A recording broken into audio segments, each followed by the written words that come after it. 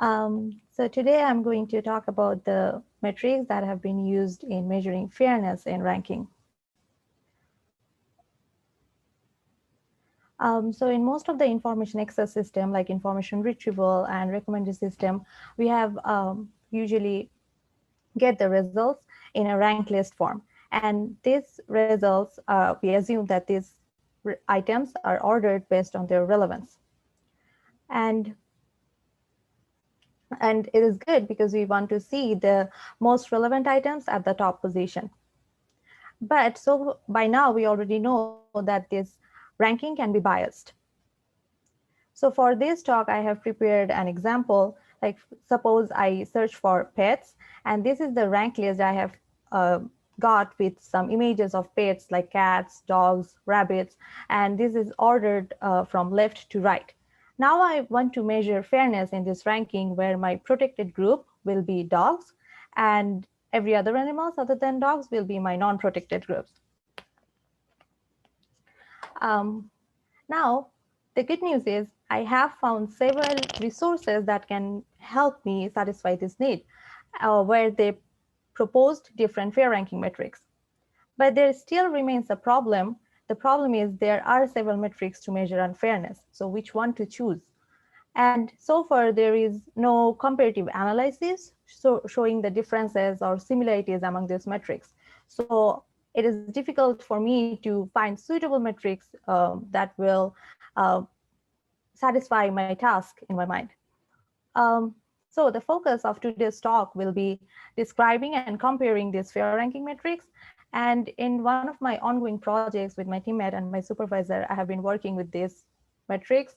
So I would like to share the challenges we have faced while implementing these metrics in the real world data set in recommender system framework.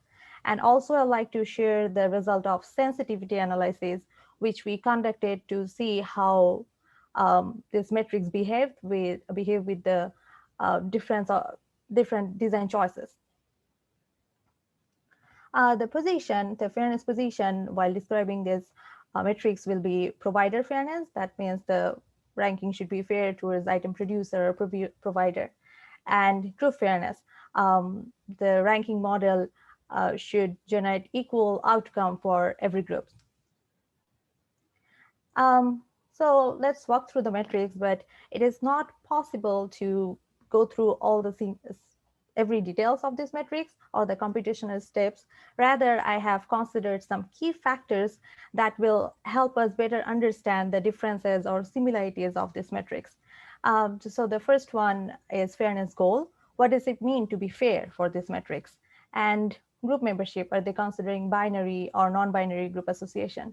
Then relevance information and weighting strategy or browsing model. If any attention is associated with the ranking position, how they're measuring it or how they're using it.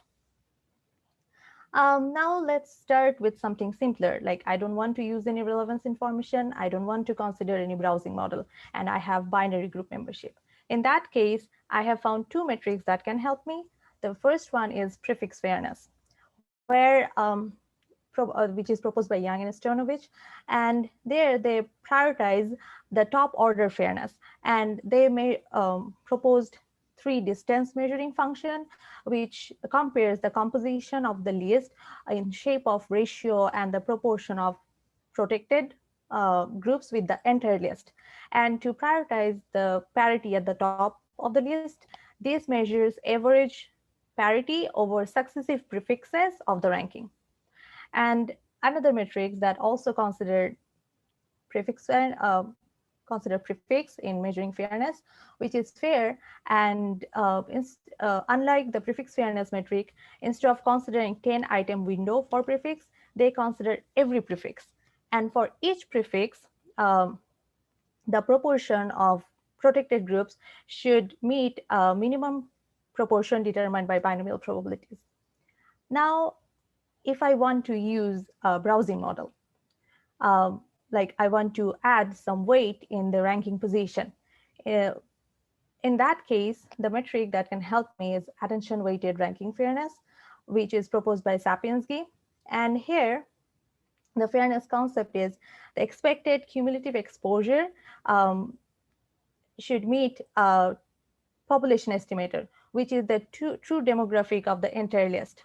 And in that case, they consider geometric attention decay. And the plus point is here I can use non-binary group membership. Another metric, which is demographic parity proposed by Singh and Yoshim, and also Diaz as expected exposure disparity, which allows equal exposure across groups. Now let's make it a little bit more complicated. I want to use relevancy score. So here, the drop-off of relevance and the drop-off of exposure is not same in a ranked list. For example, like here we can see a little difference in relevance can lead to a high difference in exposure. So if my fairness goal is exposure should be proportional to relevance, it cannot be achieved in a single ranked list. So I need distribution over rankings, which is stochastic ranking. With that goal in mind, I have found several metrics that can be suitable for my task, like disparate treatment ratio and disparate impact ratio proposed by Singh and Yoshim. Disparate treatment ratio ensures equal exposure utility ratio across group, and disparate impact ratio ensures equal impact utility ratio across group. But disparate treatment and disparate impact, these terms conflict with the terminology in broader algorithmic fairness literature. So we decided to change that to exposure utility ratio and realized utility ratio. And these metrics were considered on logarithmic attention decay and probabilistic ranking. And another metric which we found is uh, inequity of amortized attention proposed by Biega, where the fairness concept is uh, they work on the sequences of ranking where they measure the amortized attention in the as ratio of cumulative attention and relevance should be equal across groups. And we converted this constraint into metric by taking the L1 norm of the group attention relevance difference, which made this metric allow non-binary group membership. And then comes expected exposure family proposed by Diaz.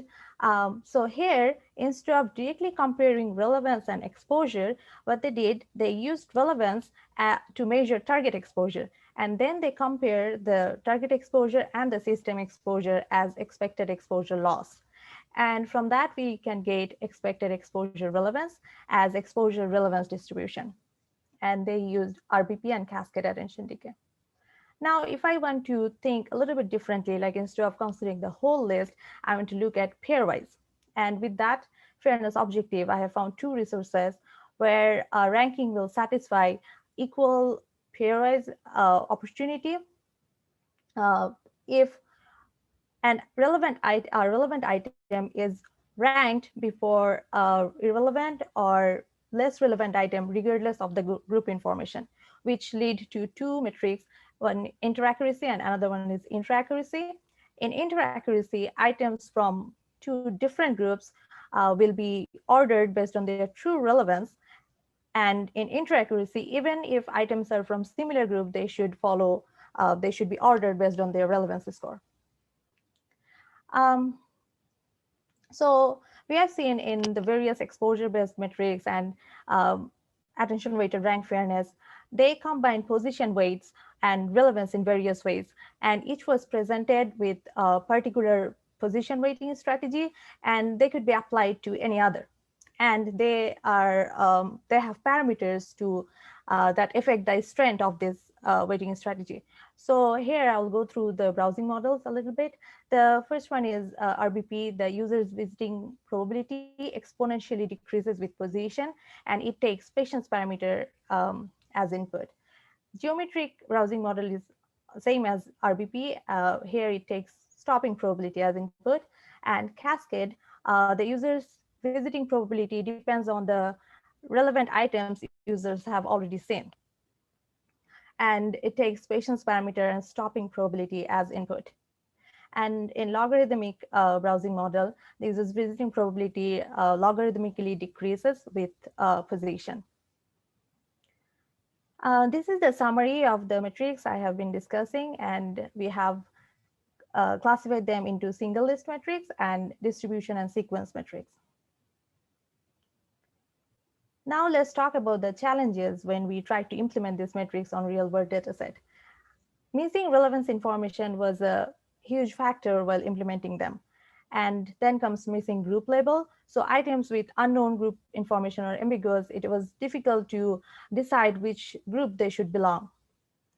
And extreme balance in um, item retrieval, like if there is no items from dominant groups, some metrics are really vulnerable towards that. And then parameter setting. The idea of the metrics that use weighting strategy and depends on parameter, it was challenging to decide on the optimal parameter value. This is the result from the direct comparison, which did not show any clear agreement, or we could not find any conclusive result that how these metrics actually differ or similar from each other, because each metric is conceptually different and their definition is definition of fairness is different. So direct comparison cannot say a lot about their differences or similarities, which lead us to sensitivity analysis. The reason for doing sensitivity analysis was twofold. The first one was we wanted to see the metrics that are different. Are they actually different, or they're different because of using different weighting strategies or browsing models?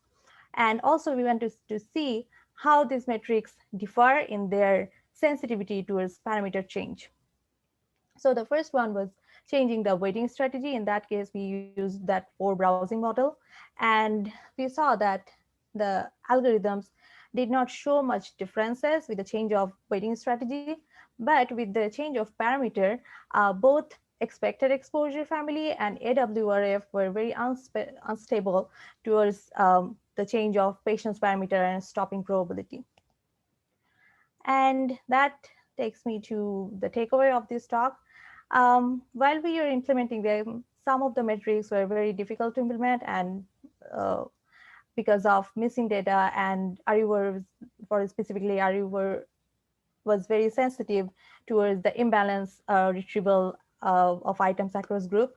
And those metrics which do not use allow non-binary protected attributes, they kind of limit their applicability in the real world data set, because it is very common to have missing, ambiguous, or multiple group membership in a list. And those metrics which do not use consider relevance information, they also limit their applicability in a way, because it is important for a list to be fair and also to be relevant. And from sensitivity analysis, we have seen that metrics differ in their sensitivity towards the parameter change. For example, inequity of amortized attention exhibits comparatively robust nature, where expected exposure and AWRF, they are relatively very sensitive towards the design choices. When I started this talk, I started with 3 focuses. The first one was defining these metrics. And while defining them, we saw that some metrics are conceptually very similar. And while implementing them, we observed that missing data, missing relevance information, rank list size, these are some crucial factors in implementing metrics. And that can open up some future direction, like how to handle this missing relevance information or sparse relevance information, and then how to consider ambiguous missing group information. And from sensitivity analysis, we observed that even though some metrics can be conceptually similar, they can differ in sensitivity towards external factors, which is an important observation, because high sensitivity towards design choice can add extra complexity in their usability of these metrics. So that can also open up future research question, like how to make these metrics more robust or less complex in their applicability. That's the end of my talk. Thank you. Thank you very much, Amifa. And again, I'm clapping you for all the participants and the panel members. So I'd like to have a quick question regarding your great analysis. So I know that, as you all know, that the evaluation metrics are the key to start a research, because if you don't know how you would evaluate, then you cannot also direct your research maybe. So you have covered a large number of different metrics. What I'm curious is, did you try different ranking strategies with these metrics? So system A, system B, system C, different systems do different rankings, different systems with respect to different metrics. Do they kind of correlated same or sorting of the systems or not? Are they totally different? Any insights on that direction? That's a very good question. We used different browsing models that have been used by these metrics, but no, we did not consider any different like ranking strategy, different systems. That can be done in future. Yeah. Because I mean, although I'm not directly working on in this area, I think some of us could give even better comments on that. But previous works comparing different metrics, also trying to see if they rank the competing systems in the same way or different ways or how different. So might be an interesting touch to add your great work. And one last question, as a potential candidate to attend, participate in the next TIREC, any plans for employing any of these metrics in the next TIREC fair track, or are you planning to continue with the previous metrics? Any? We have, yes, we have some plan to use. We already talked about. We haven't fully decided on that, but we are selecting two of the metrics from these metric sets. Okay. Thank you very much again, and we are looking forward for that great next edition of the fairness track.